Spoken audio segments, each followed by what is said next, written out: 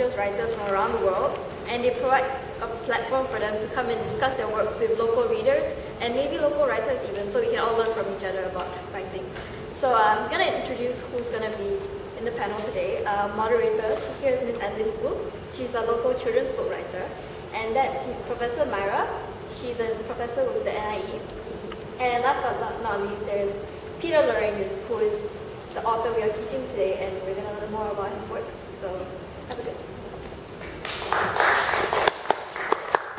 Okay, we're going to make this really intimate because, well, it's just serious writers, right, I presume, and authors who are here, right? Yeah. All of us. Okay, I'm going to start with a very practical question, Peter. And I might just throw in a question or two that you didn't quite prepare for. I was talking over dinner just now. So, do you write with the film in mind?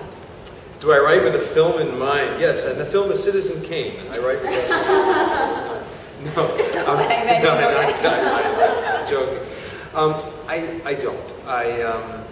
But I think filmically. I don't consciously imagine a film being made of my books, but my background is theater. To start with, my first career was as an actor, and when you're an actor, you are bringing forth someone else's words, and you learn a lot about structure. Do you mind if you use the microphone? Because I'm partly deaf. Would you like me to use the microphone? Yeah. Sure, I'm happy to do that. I appreciate it. Just to test it. Now, does that make it better for you? Yeah. That makes it better. Okay. So what I was saying was that I don't consciously think of movies as I'm writing my books, but because I come from performance, I come from the theater, and my first career was all about transmitting someone else's beautifully wrought words and dialogue to an audience. I think that that's just the way I trended as a writer. I tend to write books that have very strong images and dialogue that's very succinct and real. And I think that becomes, that's a cinematic kind of a writing. And I'm not really conscious of doing it, but I've been told that the books are like that, and it totally makes sense to me. And I'm just hoping that someday maybe a movie will be made. The reason why I asked that is because I read Seven Wonders first, and it was very fast-paced. Yeah. And I could see that it was written like a beat-sheet development. Like you had, all the different scenes unfolding, and I could see it big on the big screen. Yeah. And which is why I asked the question. So I guess what's interesting for the writers in the room, how do you find your inspiration? Because you've written 165 books in these 25 years, right? Yeah, and it's funny, when I visit schools, they ask me, how long does it take to write a book? And I always say, well, 9 months to a year, and then they get to the point where how many books have you written? And I say 165, and they're all doing the math. So it's just like, whoa, this is a very old man. So there were years that you wrote more than one book in a year, obviously, right? Well, for a period of my life, I was ghostwriting books in different series. And when I was doing that, because they were recurring characters and recurring books that didn't involve a lot of research, then I could really work quite fast. And I could sometimes write a book in a month. And some of the work that I did was simpler, was activity books, puzzles and game books, movie novelizations. I would turn movie scripts like The Sixth Sense, Beauty and the Beast. I would turn those into novels, which you can do fast. So I did a lot of that stuff. So coming back to the question, how do you find your inspiration? Yeah, well, that was the question. For stories, for ideas, for characters, for settings, for the film. Yeah. I park a lot of ideas in my head, and it's mostly from everyday life. The Seven Wonders series actually started from 3 separate things. When I was in Greece, I have family in Greece. My background is Greek, and I have family in the island of Rhodes. And when I visited Rhodes, I remember looking out into the harbor and trying to imagine what the Colossus of Rhodes actually looked like, and how, moreover, that they could have constructed something like that. Because when you think about it, the legend is that ships would go underneath the Colossus. And in order for ships to go underneath the Colossus, I mean, you're realizing that the top of the ship is going halfway up the statue, and the statue continues. And how in ancient times were they able to support that much weight? All they could have used, the only materials would have been stone, or perhaps brick, or bronze. And it just seemed impossible to me. And as I was trying to figure out how it could have been done, I began studying some of the other seven wonders. And this was just for my own interest. I wasn't really thinking about writing about it, because I'm not a nonfiction writer, for one thing. Parked in the back of my head. Also, on my trips to Greece, I would visit Crete. And you ask any Cretan, where was the continent of Atlantis? And they'll say, right here in Crete. Of course, you ask anyone in Spain, and they'll say it's in Spain. There are a lot of people, in South America too, there are theories that the continent of Atlantis sank there. So I began really getting interested in the continent of Atlantis, but there's been so much writing about Atlantis, so many people have written about that. So, a second idea that got parked in the back of my mind and pretty much forgotten about.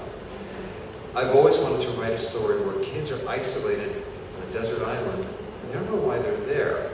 And years ago I proposed a series for kids based on the TV show The Prisoner, which was back in the 1960s. It starred Patrick McGowan. It was a British TV series at the height of the Cold War. And I kind of envisioned that as a series for kids, but that didn't work. I wasn't able to sell that. So that was another idea that parked in the back of my mind. And I went on to write a lot of other books. I get a lot of my ideas for other books from everyday life. The one that really broke through for me was a series called Watchers, which came to me one day when I was on the subway in New York City.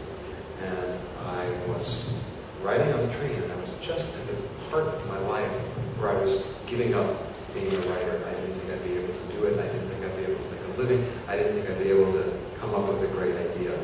And the train got stuck. And near where I live, there's an abandoned subway station, what we call a ghost station. And the train got stuck right in front of this platform, which had not been used in 60 years, which had been closed. They put a sidewalk over the top, and you can't go in, you can't go out. The train got stuck. There I was looking for the first time at this abandoned platform lit by a couple of light bulbs, dust this thick on the floor. And I imagined, what would happen right now if the door opened? And I looked around on the train and I saw that there were all these kids coming back from school. The train was full of kids coming back from school. And I thought, what if I was on this train and I was one of these kids? And the door opened on the train for the first time in 60 years, and I looked through, and overnight, the train station had come to life. And the floor was beautiful, and the walls were full of posters, and there were people dressed up in costumes from 60 years ago. And what if I was the only person to see this? And I constructed another what-if scenario. What if there was something on my mind so oppressive that I couldn't get away from it? And I thought, what if my father has been missing for 6 months, and nobody knows where he is, and people think he's dead, and I don't believe it, and the door opens in the train, and the train station has come to life, and nobody sees it but me, and the train door closes, and the train pulls away, and I look through the window. And as the train goes out of sight, I watch the people go up the stairs to the sidewalk, and there's one person left on the platform, and he sees me through the window, and he waves, and it's my father. It's my long-lost father. The train pulls out of sight, and I have to decide, is that really him? And if it was, how do I get him back? So without even knowing it, on the verge of giving up, I come up with this idea, and I ran up to my editor, and I called him up, and this turned into the first series that I ever wrote. It was a series called Watchers, and the book was called Last Stop. My career began to build. And then just a year or two ago, those three ideas, Seven Wonders, Atlantis, and the desert island, all came together. Basically, I thought, well, what if there's something that connects the Seven Wonders? Because nobody's ever really thought about that.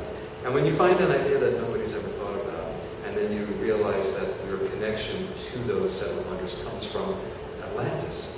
All of a sudden, it's just so these things that have been parked for such a long time became a new book series. So you're very lucky because you get your inspiration by being connected with your environment. And you're constantly thinking about stories, actually. Do you realize that? All the time. I hear that, yeah? He's constantly thinking about the stories, and you hear voices in your head. Oh, yeah. From Yeah. Yes, but we have a psychologist in the house. So if you hear a voice in your head, So- I might have to diagnose you. Yeah, you can cure me. I talk to kids about this a lot, you know, the voices.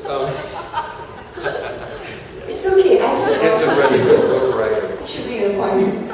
Especially at the end of books, when I'm in the final stages of a book, the characters are talking to me so vividly that I feel as if I'm not working. I feel as if somebody else is telling me what to do. You know, I'll sort of be typing along and I feel like I can't stop because the characters are telling me, I've got to do this, I've got to do this, I've got to do this, I have to go here, I have to go here, I have to accomplish this. And I'll often look up at the clock and, you know, I'll have no sense of time. I'll think it's 6 o'clock and I'll say, well, I could do 5 more minutes. And 5 minutes later, I look up and it's 9:30. And I've worked through the entire night. That way, I've seen the sun come up on the next day and I have no idea what it is. Okay, this is my favorite part. I ask every writer this question. Share with us your writing process. What is a typical day like for an author? Typical week. Well, I get up every morning. I live near Central Park in New York City. So I get up every morning and I go for a run because that clears my mind. And because if I didn't, I would weigh about 400 pounds because I would sit all day long. Yeah. So I do that. When I get back, I start working. I try to work a whole day as if I were, a banker or something. The problem is, it varies so much. At the beginning of a book, my workday looks like more or less like this. I stare at a blank screen. I can't figure out a first sentence. I try a first sentence and it's terrible. I write a full page. I write another page. I write another page. I think it's great. It's lunchtime. I read what I wrote and it's awful, and I delete the whole thing. And I go to lunch. I come back. I try again. I write another few pages, and I read it again, and it's worse. And I delete the whole thing. And this happens for a few days, and it may take me a week to write one page. Because the voice is so important, and if the voice doesn't sound real, and if the voice doesn't sound like something you can continue, you must stop. Because it just is going to be like pulling teeth to get the book out. Once you get the voice set, then you go on. So the day, which is very stuttering and very much, you get to the end of the day and you feel as if you've done nothing. Because there's been so much stopping and starting and deleting and trying again. The first 2 weeks are very, very tough. When I start getting some momentum, then I give myself an assignment. I actually do it on an Excel spreadsheet. I give myself a goal of pages, and I try to be realistic. At the beginning, 3 pages, 5 pages, or 3 pages again, or maybe I'll give myself a day of 0 because I know I may need to catch up time. But I give myself a schedule and I try to stick to it. And if my schedule is, say, 5 pages one day and I finish by lunchtime, I have half a day off. And if it takes me until 2 o'clock in the morning, I have to stick with it until I get to that 5th page. And then by the end of the book, I'm writing more like 9, 10, 11 pages, and I schedule those pages. But towards the very, very end of the book, it's not unusual for me to have assigned myself 10 pages or 12 pages, and I'll get to the end of the day, and I'll say, oh, I couldn't have possibly done it, and I look back and I've done 30, because it's flowing so quick. And then inevitably, I get to the end of the book and go back to the beginning, which I labored so hard to get perfect, and just completely rewrite it from scratch in about 5 minutes. Completely rewrite the first couple of pages, and it's much, much better. But I still think it's necessary to do all that work at the beginning, because that's what really sets your voice and gives you the opportunity to grow in the right way. So, do you actually plan beforehand, like the plot, you know, and the characters? Yeah. Like I've read about authors who put it out on walls and Yeah. the scenes. Well, I don't go that far. I admire people who do that, but I don't. But I do a very complete outline. If I'm writing a book that's more character-based, and I want the plot to come out of the characters, come out of how they interact, I'm not so strict about the outline. I try to do an outline in any event because I do want to know how the book ends. You know, partly because it's great to have a plan. You know, it gives you confidence. It makes you feel like you're not sort of untethered from the world. When I'm writing a book like The Seven Wonders, which is so plot heavy, it's action, it's adventure, it's history, it's complicated. I have a very detailed outline, and I need that. I have to have that. I have to have. In fact, I'll do an outline that's about 15, maybe 20 single-spaced pages. And I'll take a little green pencil and I'll draw lines in all of the places where I think chapters should be. And I go back again, and if any of those lines are too close together, in other words, if there really isn't enough action to fulfill a chapter, I ask myself why. Maybe I need to combine, or maybe I need to expand, because you feel the beats, you know, and you do a lot of that work there. You do a lot of the sort of the dirty work of working the plot out at that stage. Then you've got a really complete plan, a really complete outline, and still, chances are you're going to torpedo it. It's going to be, you know, you're not going to follow it. But you're going to follow it close enough. Generally what happens is I'll have an outline that's 20 chapters long, and the book will be 30 chapters. I mean, I'll just end up adding so much to it. But it really helps me psychologically to have, you notice when I use the word psychologically, I turn to you. It helps me to have a... I'll just jump in for a little bit because I think my question is also related to what you just said. How do you strike a balance between character build-up and character development and plot build-up, such that the writing is not overly weighted in one as opposed to the other? Is it overly what? Overly weighted in one aspect as opposed to the other, because you do need to strike a balance between character development and plot build-up, right? So how do you get that kind of just right? I don't know. I have no idea. Generally, in the outline, you know, I'm constantly thinking about the characters. I think the characters and plot are so deeply intertwined. And, you know, when you plan a book and you write a plot, it's impossible to write the plot without thinking about the characters. You've got to know. I mean, okay, before I write a plot, I do sort of character sketches for all of them, and I want to know these characters. I want to know exactly who they are. I want to know exactly the kinds of things that they would do. Then, when I have the rough idea of the plot, there are different points in the plot that need to happen at certain times.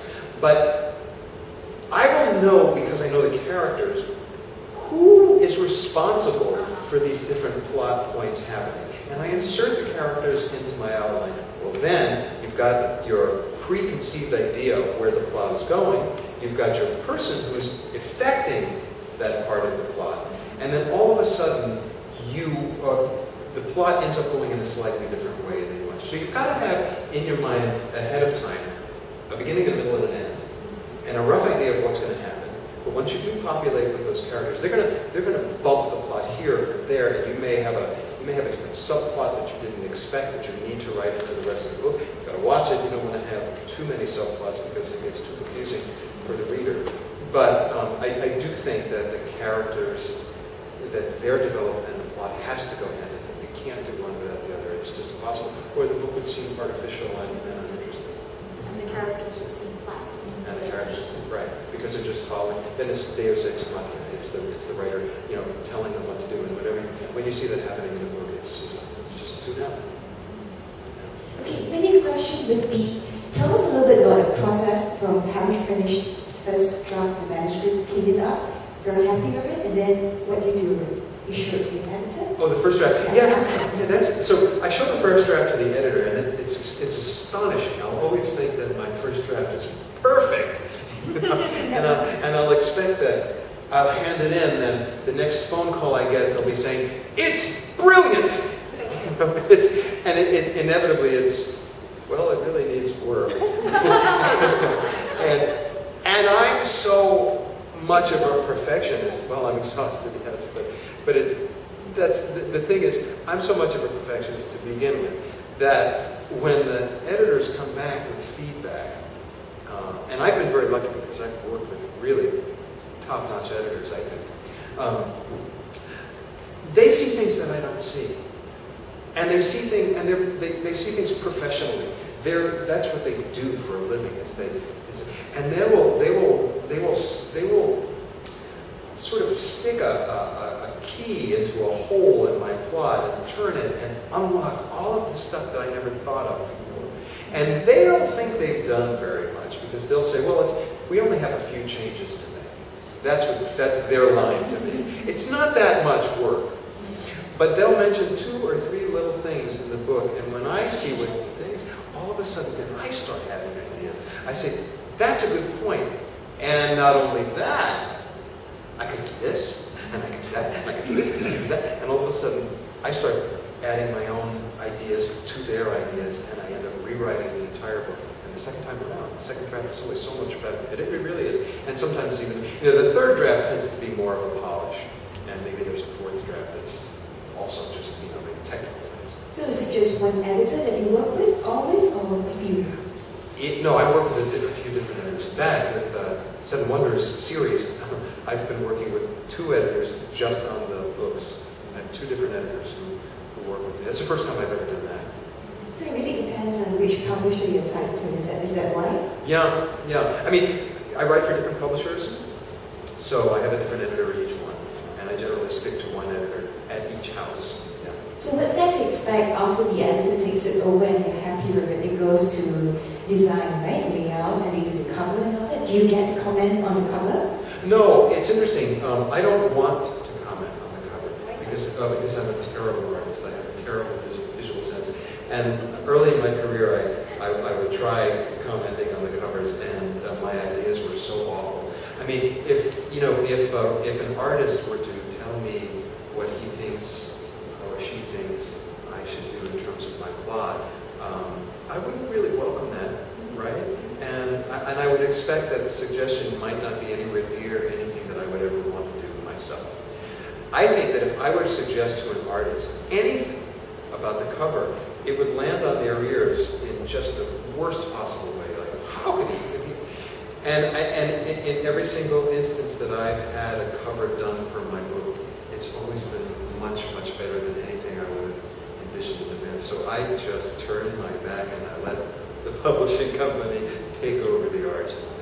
What about marketing the books? Can you share what you expect as an author?